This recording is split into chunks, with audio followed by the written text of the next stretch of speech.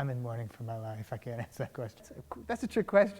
Oh, I'm going to regret answering the question. I can't, it's too big a question.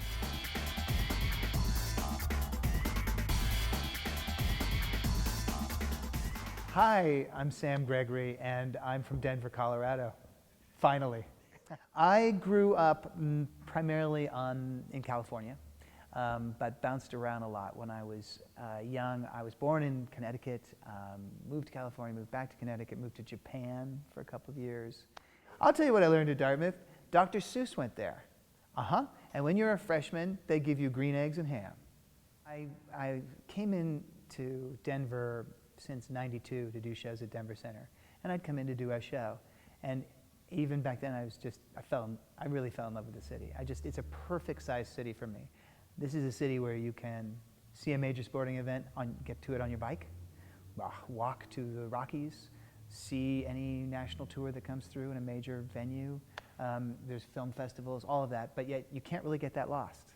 I was playing an overly earnest reporter who wanted to get his opinion on something. And I remember there was one take that I'd go in with a microphone, I'd say, "So Champ, tell us about whatever, Comcast triple play or whatever," and he'd say his line and I'd be like, I'd turn to the camera, I go, "That's what I'm talking about!" And they wouldn't go with that take. Clint Eastwood. I was a young man in San Francisco learning to be an actor. And I had one job in the film Sudden Impact, where I was playing a police officer. And I had one line.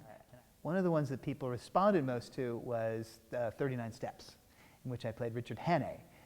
And that was a really fun experience because of the way that show took off. And that when it started going and people couldn't get tickets, it really felt like a big event. So the audience was just excited to be there before the curtain went up. So it was always just such a fun ride because they were already on board before we started. So I'd like to play Kevin Spacey's role in House of Cards on Netflix. The character has a great sense of humor and a great drive and yet a darkness and a scariness about him. So I think if there was any role that hadn't already been played brilliantly by somebody else, that would be the role I want.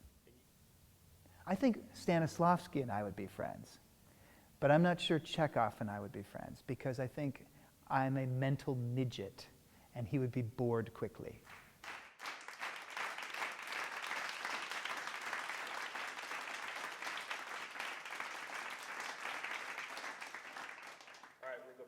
Sorry. So sorry, John.